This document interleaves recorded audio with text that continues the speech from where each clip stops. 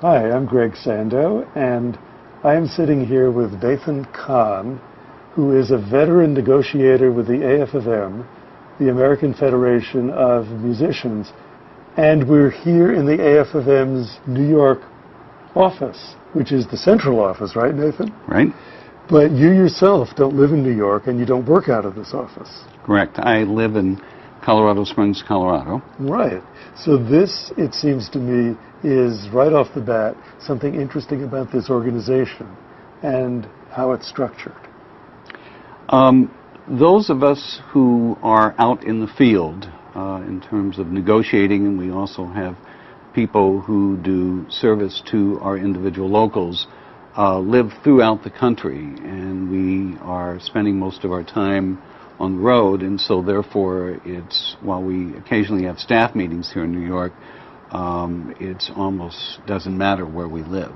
Right. So just for perspective here, how many of you are there? How many negotiators are there scattered around, probably not just the U.S., but North America? For the U.S. orchestras, we have 2 full-time negotiators, myself and my colleague Chris Durham. We also have a part-time negotiator who works out of San Francisco. Ah, okay. San Francisco requires a negotiator of its own. We want to go there. Actually, he is the president local in San Francisco, and does some part-time negotiations also. Okay. And do you divide it geographically? No. We used to think that would be a nice, neat idea, that I would stay west of the Mississippi. Right. But as it turns out, we kind of crisscross each other. I just finished negotiations in Charleston, South Carolina, and I will be going to L.A. So, yeah. So what's it like doing your job? Extremely challenging, very stimulating, never a dull moment, but in the end, I would say extremely rewarding and very worthwhile and a good cause. Right. And the good cause, I would imagine, is helping orchestra musicians to stand up for themselves, to get what they need, to be empowered.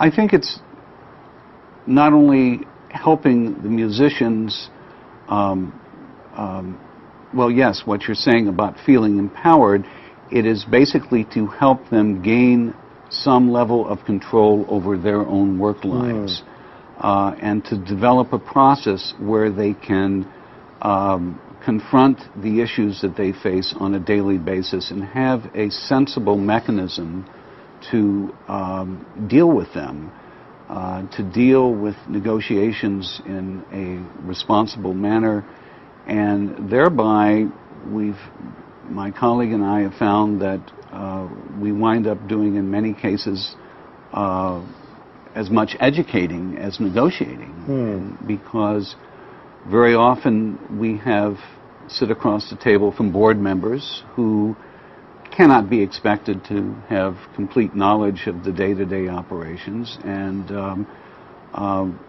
if we can leave a situation where the musicians feel empowered and the institution is stronger, then we feel good about that. I just want to step back historically and stress, I don't think this can be stressed enough, that some generations ago, orchestra musicians effectively had no power at all. That's correct. That they could be fired at will. Their employment was only for a part of the year, maybe not a major part of the year, and their salaries were very low, so that when they weren't employed by the orchestra when the season ended, they would go work behind the counter of a store or go work in a factory. And so the revolution that has occurred, basically, I guess, after the Second World War, is that right? I think it started with, as I recall, the Philadelphia Orchestra, when there was a move towards that orchestra going towards a 52-week season, and thereafter numerous other of the major which is the 60s, I guess. Yes. When that happened. Yeah, funded by the Ford Foundation. Correct. Something very well known in orchestra history. But as we were saying before the interview started, Nathan, this orchestra history is not that well known. And you had recommended a book to me, which maybe you should recommend to the world at large. Well, I've just completed over the last few months a new book by a member of the Minnesota Orchestra.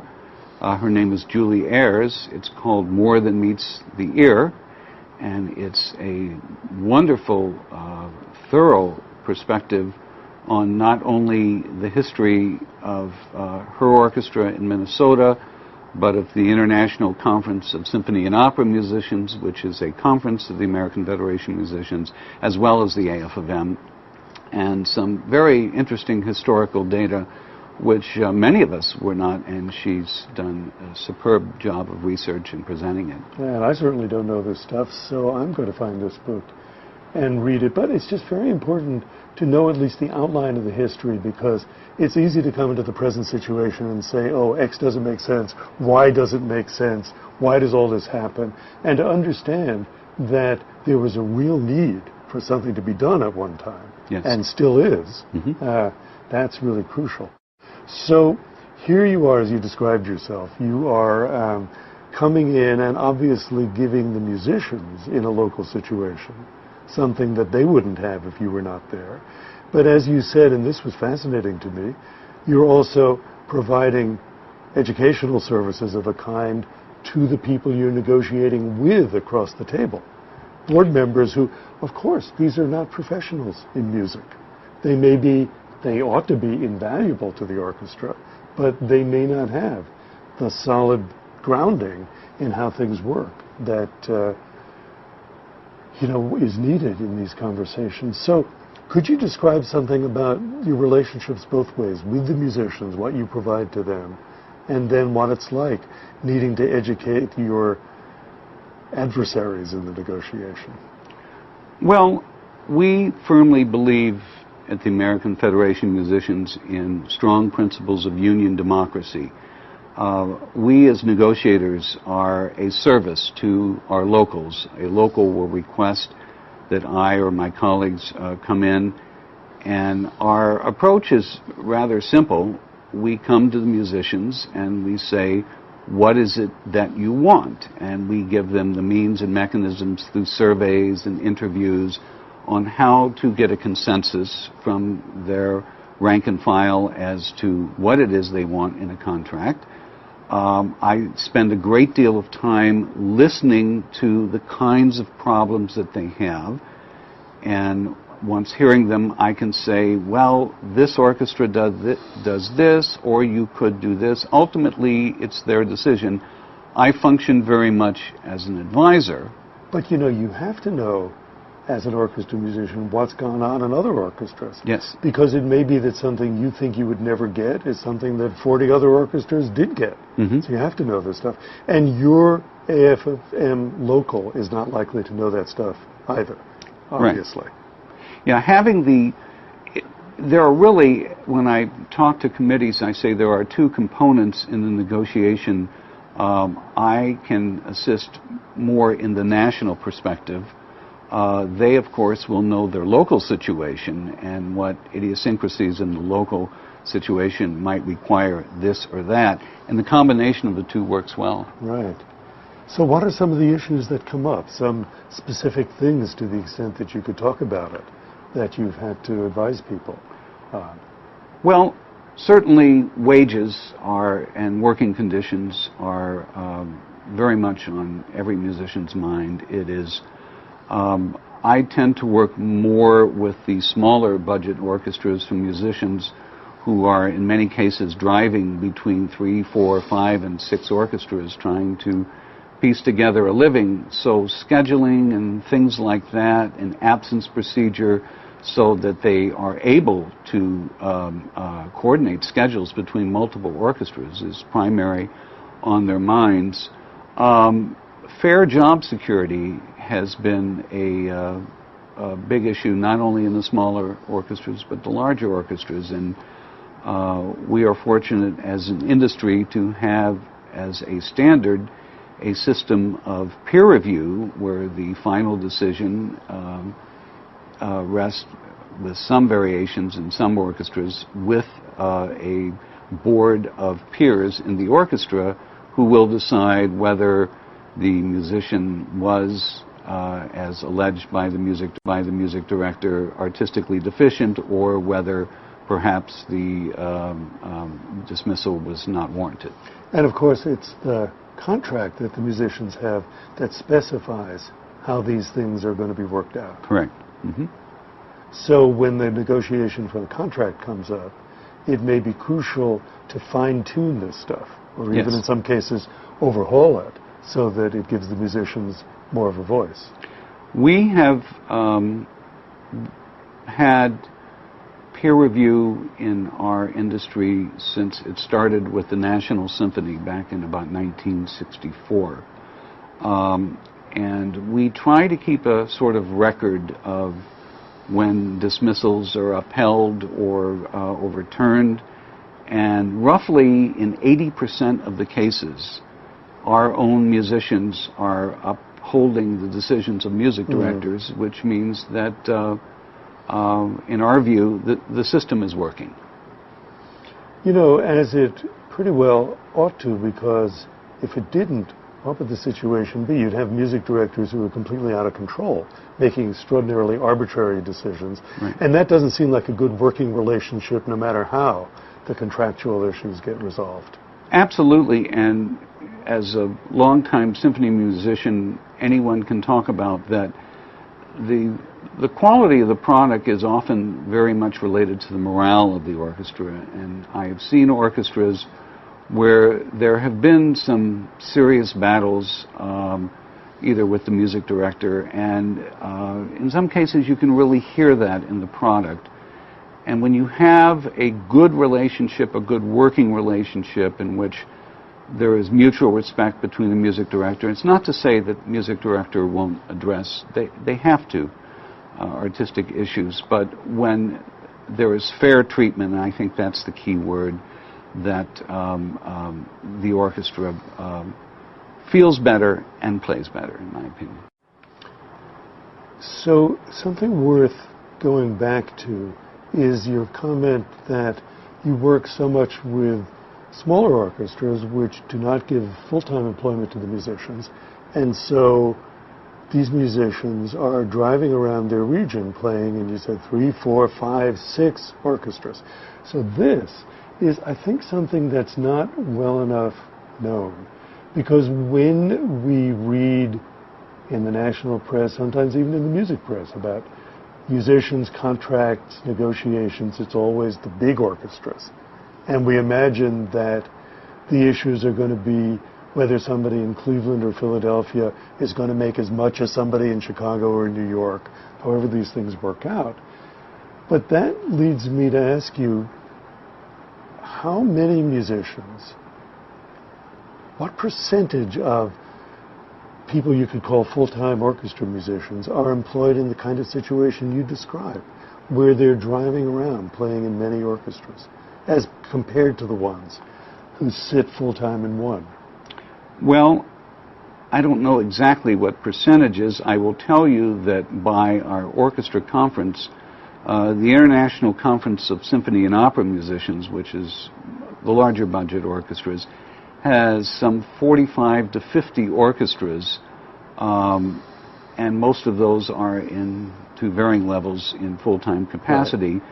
Right. Another conference of the AFM, which is known as the Regional Orchestra Players Association, now has, I believe, some 72 orchestras, and from within those groups there are some that are making somewhat a full-time living, but by and large I would say most of them do fall in the category we call driving for dollars, and if they're not actually driving, they're finding themselves piecing together other kinds of income, such as teaching, universities, or other endeavors. Right. And in many ways, these people are the backbone of the classical music industry, or the orchestra part of it. I would say that. They're the people that, from most places in the country, if you go to a concert, these are the people you're going to see playing. For example, nearby we have an orchestra in Harrisburg, Pennsylvania, which includes some of the finest freelancers from New York, Philadelphia, Baltimore, and Washington. Sure. Yeah. Sure. And we might as well get the acronyms out there. ICSOM, the conference that represents the larger orchestras, and ROPA, the conference that deals with the smaller ones. So, when you come in, do you actually take part in the negotiations yourself? Yes, I attend every meeting. You attend every meeting. Yes. And are you more likely to speak, or does the majority of speaking come from the people from that orchestra, or does it vary? My view with negotiations is that it needs to be a group effort. In some ways, I am considered as the chief spokesperson at the table, but I instruct committees that I want them all to speak and all of them to contribute, so that there is never a sense that it is my agenda, which it never is. It is always their issues, and that it is a group effort. And as I said earlier, I can't possibly have the knowledge of the local details as these people. So we have a very good, what I call, interplay back and forth, where if an issue requires something of a national focus, I will emphasize that, and they will, as the local committee, will emphasize their local issues, and it works very well. So the outsider, maybe the uninformed outsider, may well be saying at this point, okay, 3 different interests at play in these negotiations: the musicians themselves, yourself from the national union, and then the local union. So I can remember, I'm playing devil's advocate here very consciously, but when I worked as a pop music critic for the Los Angeles Herald-Examiner back in the late 80s, there were union negotiations for our contract, and we thought that the guy from the National Union Newspaper Guild, or whoever represented us, was a jerk and not really looking out for our interests at all. So somebody's going to say, doesn't the same thing happen? That you find yourself quarreling with the local music, or tensions develop, and with the local? Well, yes, we have, shall we say, spirited dialogue many times. But I basically have my rule, and what I was taught by my mentor, Lou Waldeck, is that it is, at the end of the day, we do represent the musicians, and it is what they want. There have been many settlements and many decisions by a group of musicians that I have personally disagreed with, but I would fully support to the extent that I could, because I knew that that is what they wanted. I come into them and I'd say, as a negotiator and as a professional with my experience, I think you are best served if you did this, or you could do this or this, but if you do this, you might get into trouble, but ultimately it's their decision. And do you ever find yourself in a position where the musicians are making such a big mistake about something that you have to discuss with them very, very spiritedly? Well, if they are making a mistake, let's say something that would have legal implications, exactly, then you have an issue with the local union. In other words, if, say, a group of musicians tried to put something in the contract that would take arbitrary or capricious action against their colleagues, then certainly not only I, but the local, because there are legal issues involved, such things. But if they are doing something which is, in my view, ill-advised or could have ramifications, then I simply inform them of what I view are the ramifications, but again, it is their decision. It reminds me a little bit, and I hope this comparison is not too far off base, of what happens to me as a composer when somebody's playing my music. There's a time in the process where you begin to see what they are going to do. Mm-hmm. And it can be a combination of what they're capable of, where the limits of their abilities are reached, but it's more often going to be, if you're dealing with solid professionals, that they just have a certain approach to music. And at a certain point, maybe the approach that you feel suits your piece diverges from that, but if you are wise and also a considerate human being, you're not going to push the envelope further than it can be pushed. And you're going to realize this is how these people are going to be most comfortable playing my piece, and that's the performance I've got to start aiming at. Sounds like you're in a similar Absolutely. position. In fact, the education goes both ways, is because there are local dynamics and local politics which happen in every symphony orchestra, which my coming in as an outsider, I may not be aware of. So I depend on the local committee to say, well, this won't work because our people feel or have had this history or tradition. And I have to be cognizant of that. And eventually, I let them go their own way because, again, in the end, it is their contract. Right. So what would you say, if you could summarize this, the 2 or 3 top issues, the ones that you think are most important that come up as you participate in these negotiations? Well, again, I would say certainly wages, benefits for the musicians who are earning their living. They want to see a future. They want to have a pension.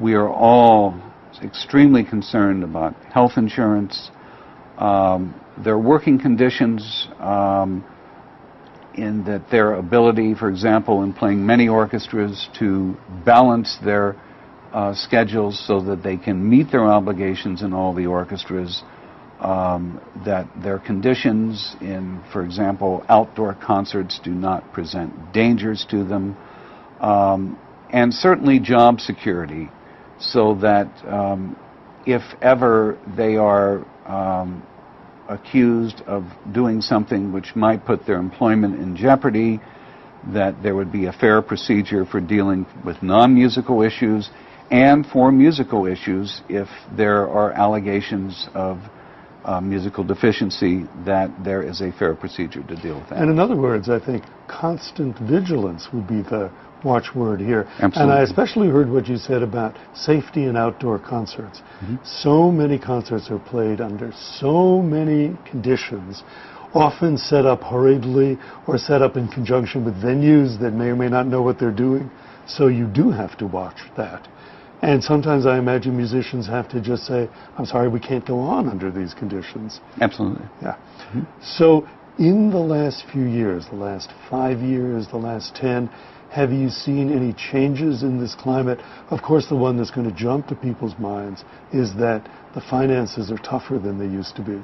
And this is obviously going to put pressure on wages, on benefits, on pensions. This last few years has been tough, not only for musicians, but across organized labor in wages because of a changing world that we live in. And in the nonprofits, it becomes especially challenging. We are looking at all sorts of creative ways to try to get more money and benefits in the musicians' pockets. We're looking for other ways to, if we can't get the necessary wages and benefits, then to at least to give the musicians freedom so they can go and make them elsewhere if need be.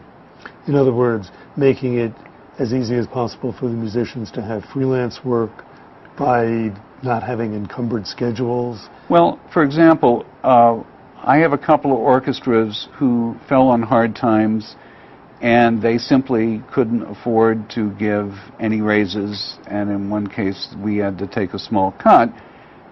And that was the situation. They were in hard times, and this orchestra was working towards rectifying that situation. But we said, but look, in the meantime, our people need to earn a living.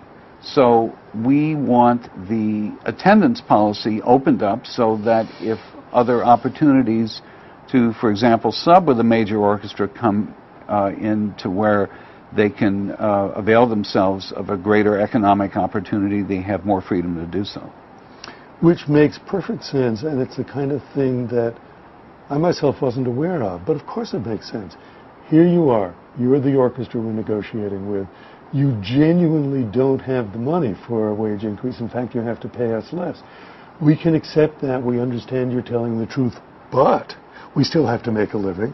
And so if you're not going to be able to pay us what we expect to get, you're going to have to understand that we will have to go elsewhere sometime. Right. Makes total sense.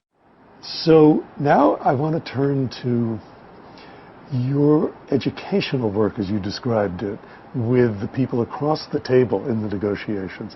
And you mentioned board members, and you put it in just the nicest way, that they naturally wouldn't, because they are not orchestra professionals, understand some of the detailed ins and outs of what's going on, even conceivably in their own orchestra. But something that you have no need to say, but I will freely say, these board members, and bless them for their work in keeping these orchestras going and for their dedication, and in almost every case I've encountered, their love of music. But nevertheless, they can be all over the place in what they know and don't know. And you do get some, no names, no cities mentioned, you do get some, and I have met them myself, who have had quite a bit of success in business, and because of that, they think they know everything. And they think they know exactly what this orchestra needs. They may be reinventing the wheel for the 10,000th time over.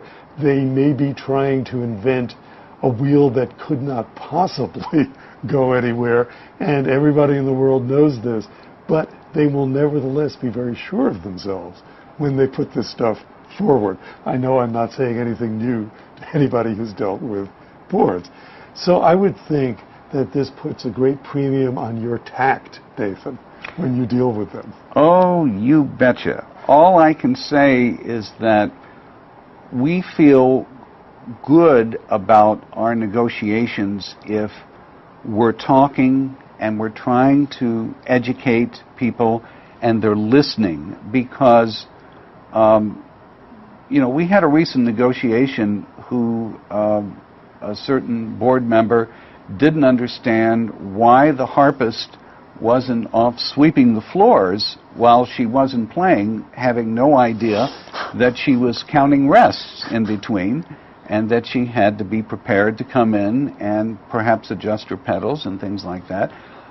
We have that kind of circumstance of where board members, and I've actually found that a useful exercise in some orchestras where we've had dress rehearsals and the board members were brought onto the stage to say, I want you to sit in the middle of the cello or the bass section while these folks are playing Mahler 5 or 6, and get an idea of the physical stress, the concentration, and the total personal involvement. And when they come out of this, they have a total different perspective. That's one valuable way. But in terms of at the negotiations, we try to bring all these things out so that they understand that there is not a parallel between what the musicians are doing on stage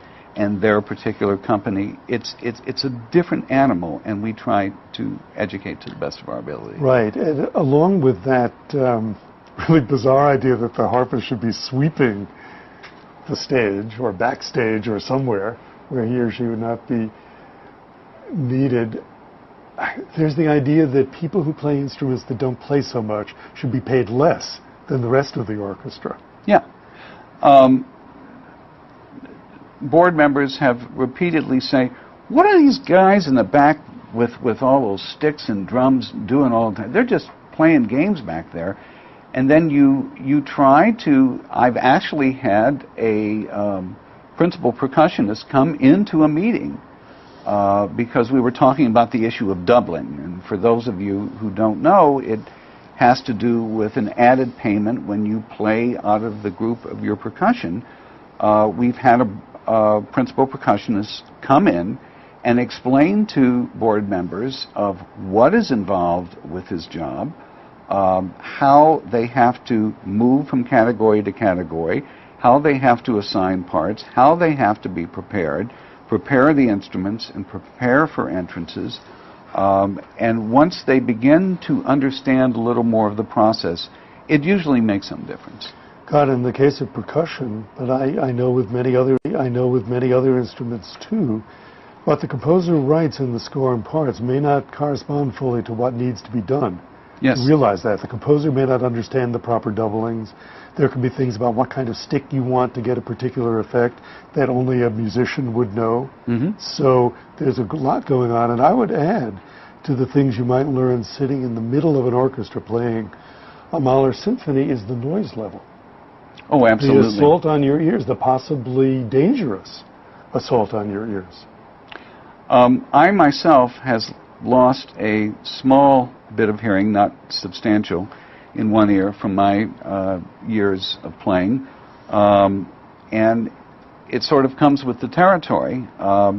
Many musicians have found earplugs that have worked for them, that they can continue to play and still be isolated from the... Or you might put in those colorless dividers. What are they called? Sound shields. Sound shields to protect, let's say, the backstand violas and cellos from the brass. Mm-hmm. You do that. Yeah. But since you mentioned your own career as a musician, what did you play and where did you play it? Well, I am still a bassist. I am a member, have been since 1991, of what is now the Colorado Springs Philharmonic Orchestra, previously the Colorado Springs Symphony. I was, prior to Colorado Springs, I was for 10 years principal bassist with the Nashville Symphony Orchestra, and prior to that with the Tulsa Philharmonic Orchestra. God, forgive me for using the past tense. Musicians just don't do that. Don't? No, the musicians rarely stop playing completely. No, you don't stop at all. No. No. So I just assumed here you are doing this intense work as a negotiator. You must have decided to switch. No. But no, which is fabulous. So there is no doubt that you know whereof you speak. So this makes a perfect segue into something we very much want to talk about, which is the article you wrote on the education of orchestra musicians. And it is right here on the polyphonic.org website, the website you are on right now if you're watching this. And the title is... Gee, all I ever wanted to do was just play my instrument. Which is something so many of us in music feel, look, we're in it for the music, that's what we care about. But as I've had to tell my students at Juilliard sometimes, yes, you want to play your trumpet in a great performance of the Shostakovich Symphony, and who's going to pay for that? There's a problem in having it paid for. What's going to happen to you? But you go way beyond that simple question in this article. Well, I think with all of the best intentions, conservatories and music schools across this country try to prepare musicians for, at least back in earlier times when things weren't quite as turbulent, to give musicians the sort of academic foundations of music, which I, as an interested musician, find very valuable as far as history and further advanced analysis issues in music.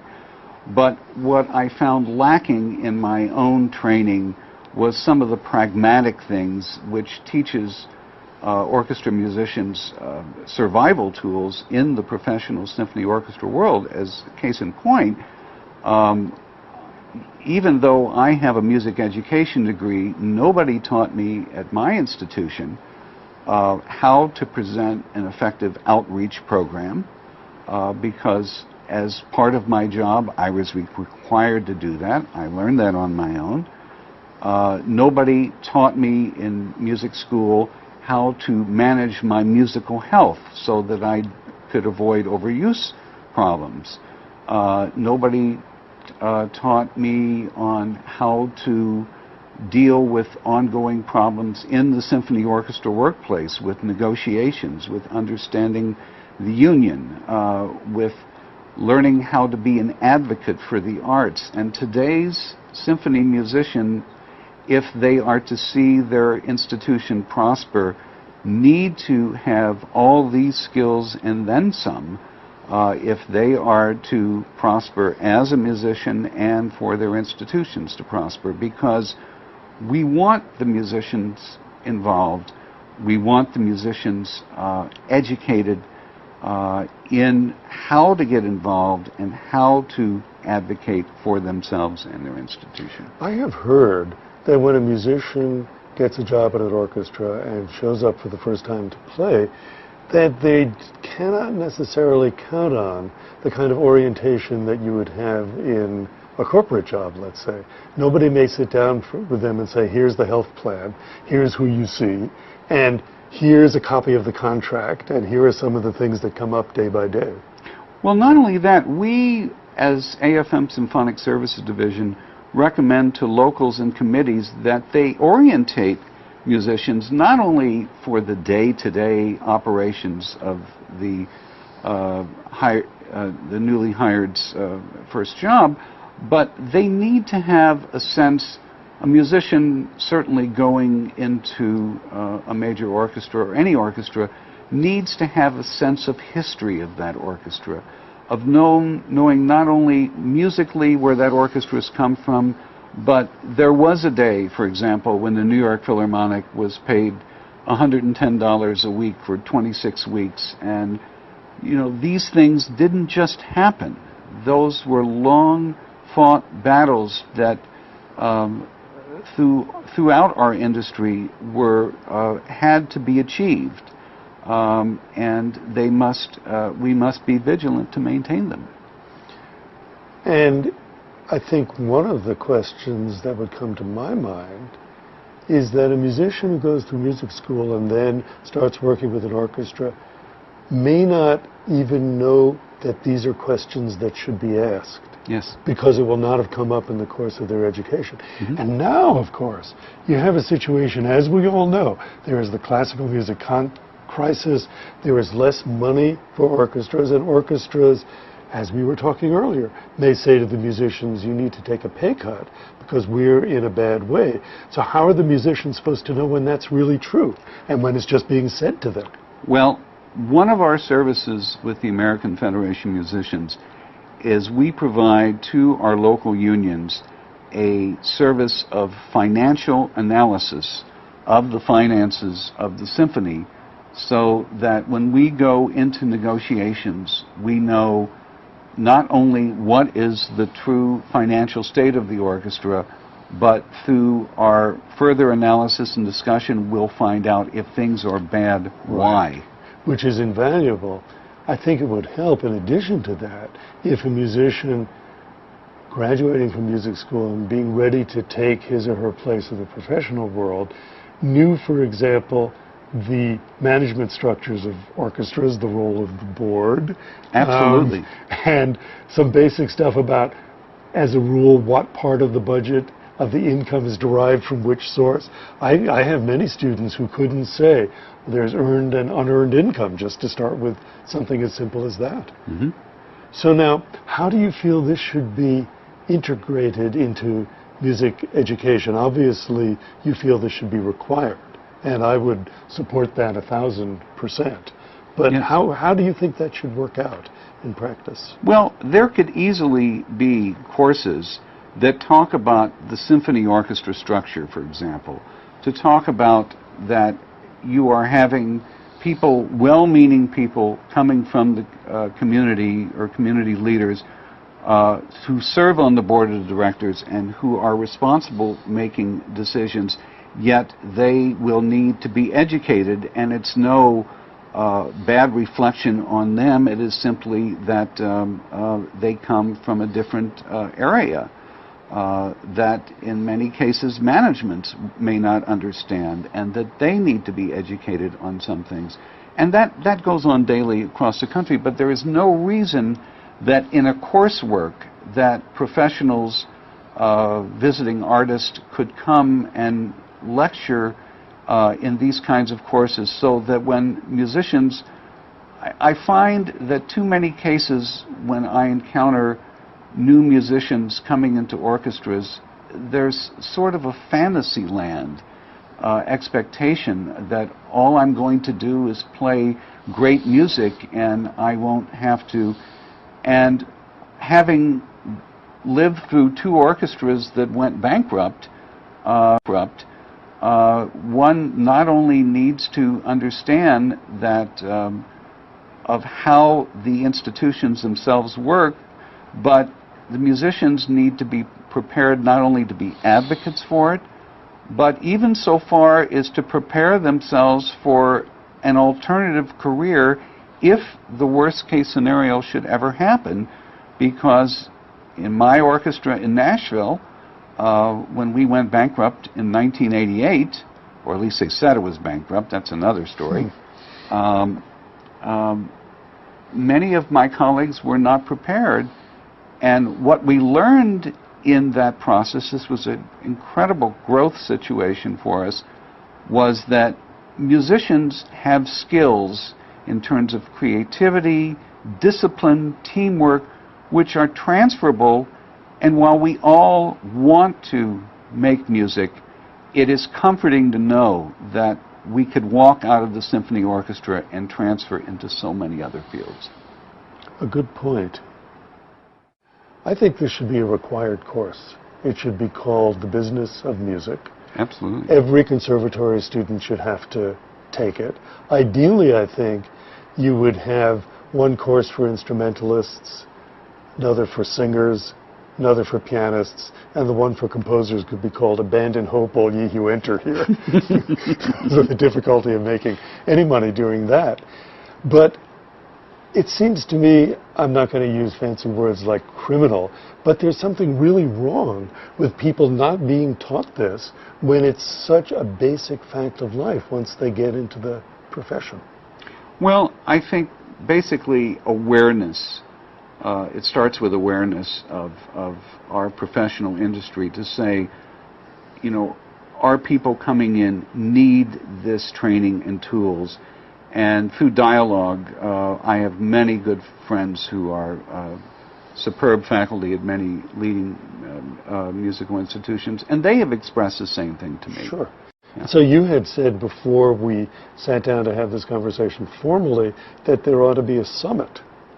Yes. Involving the unions, maybe the ASOL, the American Symphony Orchestra League, and the top music schools, yes, to talk about what can be done about this. And I think that that's a terrific idea, because as the business changes and outreach becomes crucially more important, when musicians are now asked in many orchestras to get up and speak to donors, to get up at concerts and speak to the audience. I know the St. Paul Chamber Orchestra has formal training in this for their musicians. You really have to be prepared for this even in school. So the earlier, the better. Mm-hmm. Absolutely. And as the business changes, what kinds of changes do you see happening in the future that we may not even talk about much yet? Well, I guess I really don't have a crystal ball. I think one of the things that probably we're going to be very much in line with our management is that our orchestras do need to become more involved and a part of our community. Right. One thing that I'm very excited about, and I'm glad to see gaining foothold in a couple of orchestras, and I hope we'll see this elsewhere. As you may know, Penny Anderson Brill began the music and wellness program with the Pittsburgh Symphony. One of the orchestras I negotiated with, Knoxville Symphony Orchestra, has begun programs associated with hospitals about bringing music into the ill and terminally ill, and there are definite therapeutic effects. So you bring in that one a special relevance that to music, to the community that may be previously unknown. And not only is this a chance for involvement by the musicians and the institutions in other aspects of the community, but it is potential sources of funding, which is, of course, paramount.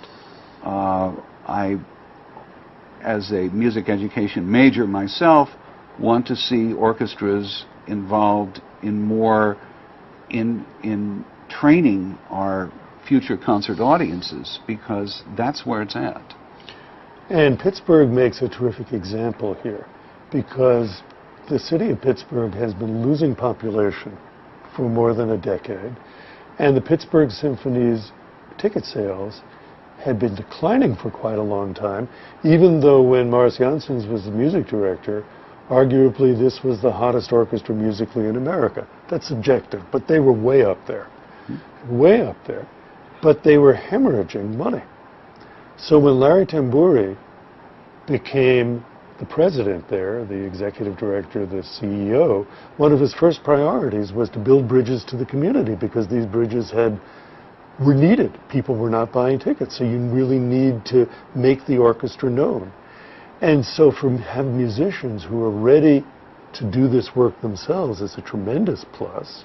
And Penny, she's such a wonderful spirit. She'd be a perfect person to do it. And I think it also adds to the musicians' lives. I think it makes them fuller as people and fuller as musicians. We talk, about the powerful effect that this music has, and that's one of the reasons it ought to be supported. But when we're doing the kind of work that Penny does, or that Cindy D'Almeida, the principal oboe, does with emphysema and asthma sufferers, it really adds a terrific dimension to your humanity as a musician. Absolutely. And another factor which musicians don't, I have participated in the concerts of, you may know Roger Nierenberg, yes, who goes around the country and does these corporate presentations. And in that, the corporations begin to understand what concepts of teamwork and discipline and communications between orchestra musicians, which they can only hope for in so many corporations that we take for granted. There are things with an orchestra, even in their own community, along those lines and so many lines, that can be done. But all of us need to think a lot more creatively. We know some things that can be done, and there are other possibilities out there too. This sounds like a logical place to stop, on an up note and with good ideas. Thanks. This was terrific.